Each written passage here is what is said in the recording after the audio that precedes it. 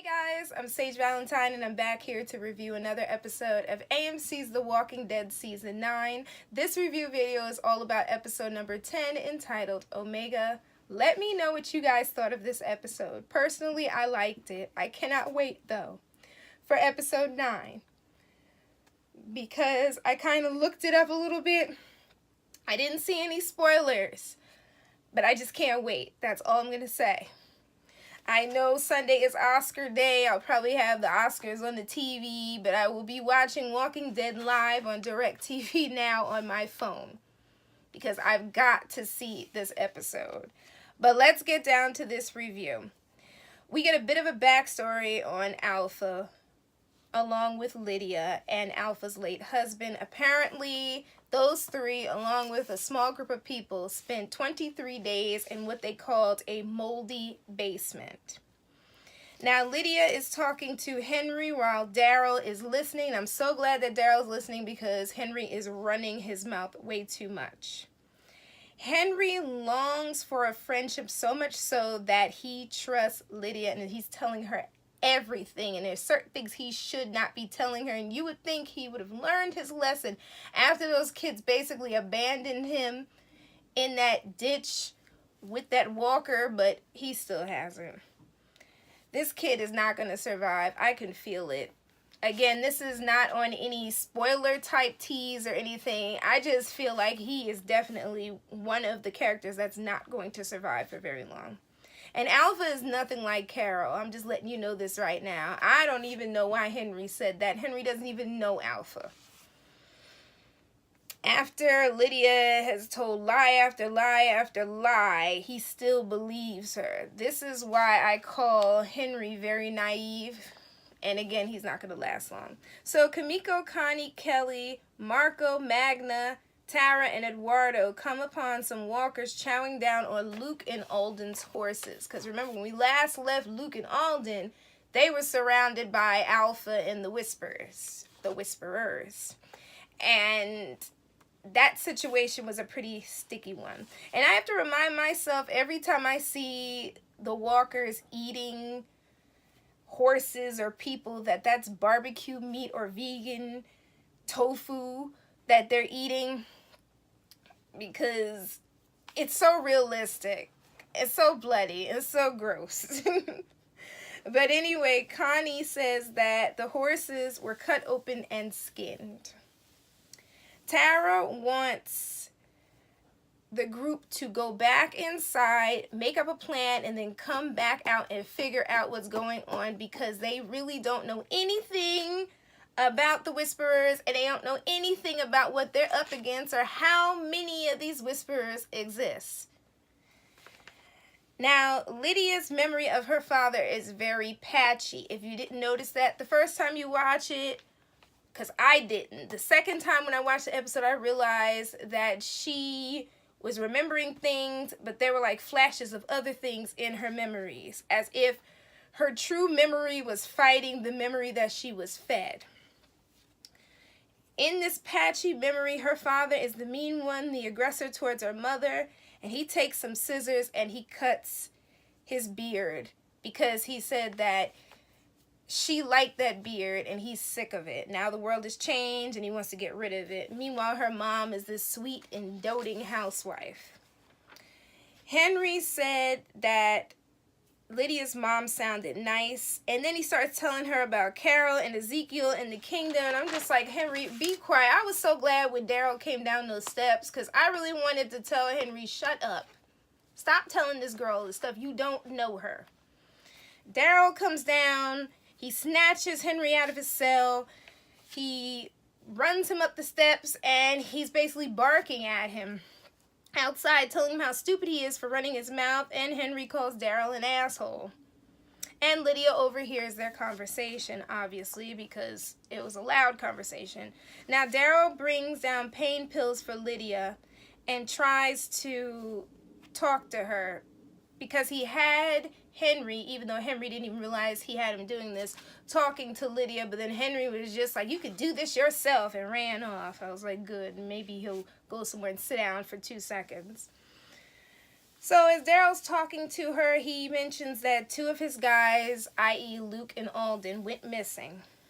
And he basically asks her what would her mom do to these two missing men. And Lydia says that she would kill them if she has to. Then we see a flashback showing the first person that Alpha killed. This was where, when I watched this episode the second time, I realized that there was something wrong with Lydia's memories. Because the sweet and doting mother suddenly becoming this psycho killer didn't make any sense to me. And Alpha grabbed this man who was trying to pull the boards off the windows at the top of the basement, because like the windows were like up here, and she pulls him, she throws him down, she puts her hands over his throat and crushes his windpipe. Samantha Morton killed this scene. In fact, she killed this whole episode, and if I can go so far as to say, so far, each and every one of the scenes she's appeared in, she has killed it in all of them. I'm so glad that she was chosen as Alpha. If you don't know of the actress, Google her. Look up everything she's been in. She's amazing. An amazing actress. And she's awesome in Harlots and Fantastic Beasts and Where to Find Them. She plays Credence's evil religious mom. Anyway, actually she was his adopted mom. That was probably the truest thought that she thought of so far. That's what I said to myself while I was watching that scene of Alpha killing that man. Now, Lydia tried it with Daryl because Daryl was trying to give her some pills, like pain pills, and he gave her this ladle with water. She tried to grab it, and he grabbed her arm and saw the marks all on her arm, and I think those marks reminded him of the marks that are on his back. Because remember, few seasons back, I believe around season 3, when he got into a fight with Merle, and Merle grabbed his shirt and his vest and pulled it, and we saw the marks on Daryl's back that even as an adult still remain and are still just as angry and red as they probably were when he was a child. They never went away.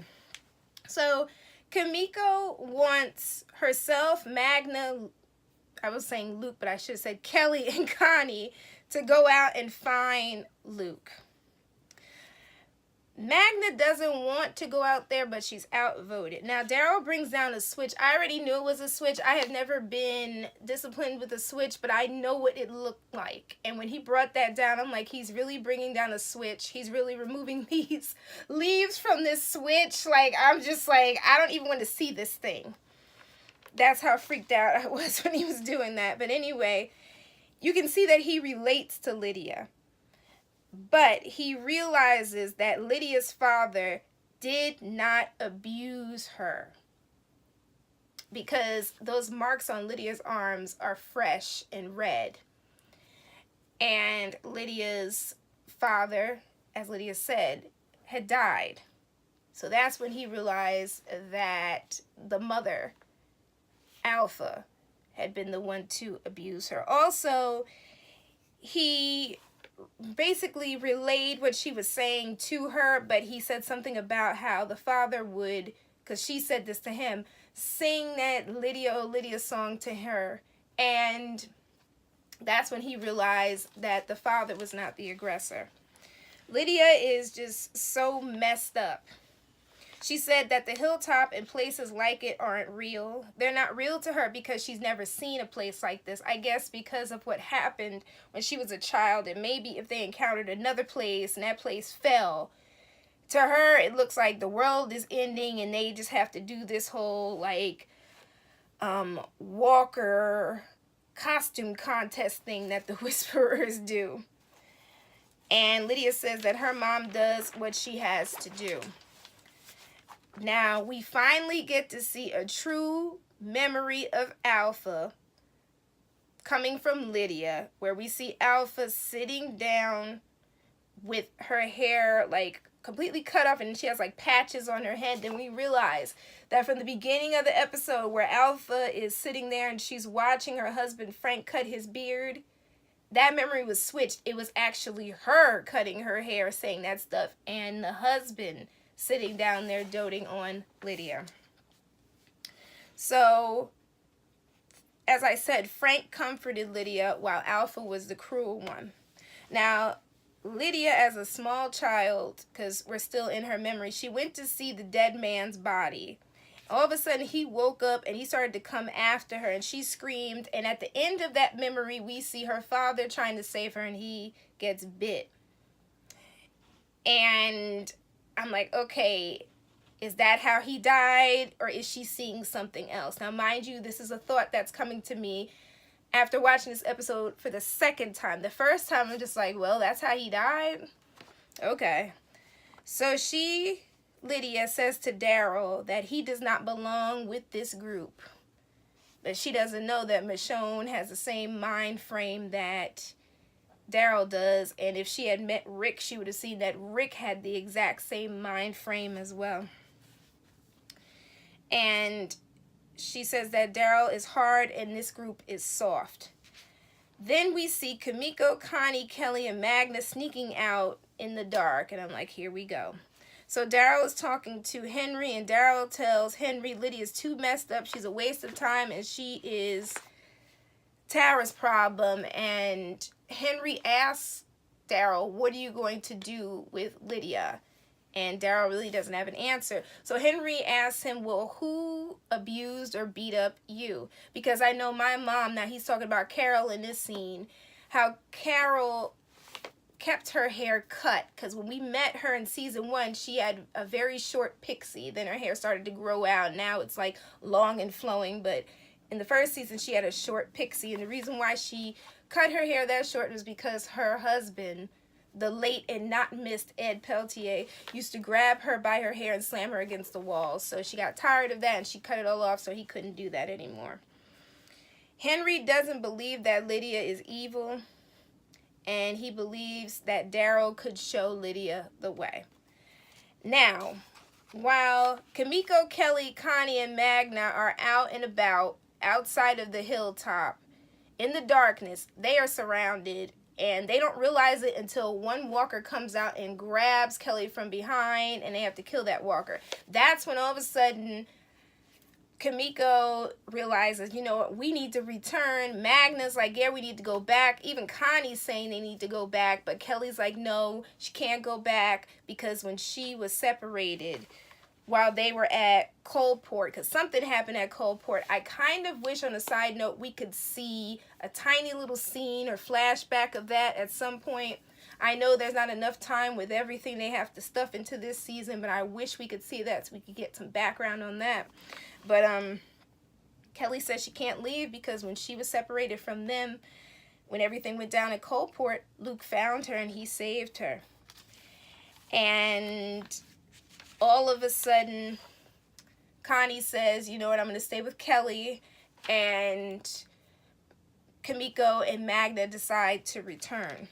Meanwhile, there's a whisperer watching. In fact, it looked like there were quite a few whisperers watching them. Henry decides, why he decides to do this, I don't even know. He decides to let Lydia out of her cage. What he didn't realize was that it was kind of like letting a wild animal out of its cage. This chick decides that after they were running and they were trying to hide from the watchman of the night, or the security guy of the night, they were hiding near this trailer. She starts digging through the ground and starts eating worms. I'm just like, ugh, I know worms equal protein. I get it, food sources are scarce, but still, ew. Oh my gosh, she ate it, and then it's like she bit the head off of one and handed it to Henry, and he ate it, and I'm like, I guess that's her way of expressing love for him. I don't know. You could get me like a rancid-looking flower if we're living in the zombie apocalypse, not a headless worm. Ew. So anyway, at one point, it seemed like Lydia was going to take this hammer and bash Henry's head in, but then this baby cries. And I guess it's been a long time since she heard a baby cry, and it makes her revert back into her thoughts. And she decides, you know what, she's not going to do it. And she asks him to put her back into her cage. Did I mentioned that Henry told her all about the layout of the hilltop, including the fact that they had a doctor and a blacksmith. I'm just rolling my eyes at that. And then all of a sudden, Lydia's thoughts start to roll together. That's when she kind of like decided not to kill Henry, and she's like holding her head. And I realize that her thoughts are finally melding together, and she's finally seeing the truth of what she remembered. So Daryl was watching. He was that face that we saw in the blacksmith's little hut shack. So anyway, Lydia asked Henry to stay with her while she's down there in her cage, and then she lays down, he lays down, they both hold hands through the bars. Anyway, Daryl comes down, he finds them together, and Lydia finally takes those pills, or one of the pills, and she drinks the water. She says no one is coming for her, not even her mom. She talks about how when someone dies, meaning one of the Whisperers die, they just keep moving. They act like nothing happened. Lydia tells both Daryl and Henry about Alpha's camp, the Whisperers camp. She tells them she realized that she had her memories all mixed up. Her mom kept telling her this lie from the time when she was small up until now, and she knew the truth, but she still believed her mother's lies, and it finally became her truth. But at this moment, she knew what her mom had done. And this is when we see a flashback where Alpha's just like, all right, we're gonna leave because everybody else in the basement starts panicking and losing it. And this is around the time when that dead guy got up, and we thought that he had bitten Lydia's father because that's what the scene showed us, but really, no, it was another guy. Frank does not want to go outside into the craziness of the zombie apocalypse with little Lydia. He wants to stay inside. He runs, and I think he trips on something, and he kind of hits the wall, and he's really scared. And Alpha comes over, and she takes a knife, and I think she slices his throat or stabs him in the throat or something, and she killed him right in front of Lydia. And Lydia apologizes to Daryl and says that she's sorry that she wasted his time. And Daryl's like, no, you didn't waste my time. Kimiko and Magna return to the hilltop. They see Tara, and Miko wants to go and talk to Tara. Daryl talks to Henry, and Henry's just like, why would her mother do what she did? Or why would she do that to her? Something to the effect. And Daryl's just like, some people ain't meant to be parents. Now keep that quote in mind as you continue to watch the rest of this season. That's all I'm going to say. So Kimiko's talking to Tara. She tells Tara that they found nothing outside while they were out in the darkness. It was wrong for them to leave. Connie and Kelly are returning now. Connie is in the back, and Kelly's in the front with 2 or 3 of the guards. I'm just like, you know, both of them should have been together as they're walking. I didn't like that 20-foot space between them because I had a feeling something weird was going to happen. So Tara basically tells Miko, listen, if you decide that you're going to break the rules, then let me know what you're going to do, because I don't want anybody else to die, not even anyone from your group. Well, all of a sudden, Miko spies the Whisperers. Now, there's a cornfield, and the Whisperers are, like, up here, and Connie is lagging in the back. Kelly sees what's happening because everybody's yelling to one another inside of the hilltop. I think Tara yelled to Daryl to get the kids and everything. So Kelly's about to turn around and grab Connie when the guards grab her up and pull her towards the gates. All of a sudden, Connie runs into the corn to hide. And then here comes Alpha, looking like her comic book self. I didn't think we were really going to see her face this early, on a side note, in regards to this episode in general. But seeing her face does not make her any less spooky and scary. And basically, Alpha's just like, listen, and we only want one thing and one thing only, and that's Lydia. So Lydia was wrong. Her mother does want her back. As I said before, I can't wait to watch episode 11. Sunday is supposedly what really is Oscar day, but I'll be watching both. Walking Dead more than anything. The Oscars will just be on my TV on mute like I did with the Grammys. But let me know what you thought of Sunday's episode, TWD Season 9, Episode 10. Leave me some comments because I really want to know. I love you all. Take care, and I'll be back next Monday to do the next review, and the Monday after that, and the Monday after that, and so on and so forth. And if anything changes, I'll let you know. Love you guys. Bye, guys. Love you all. Bye.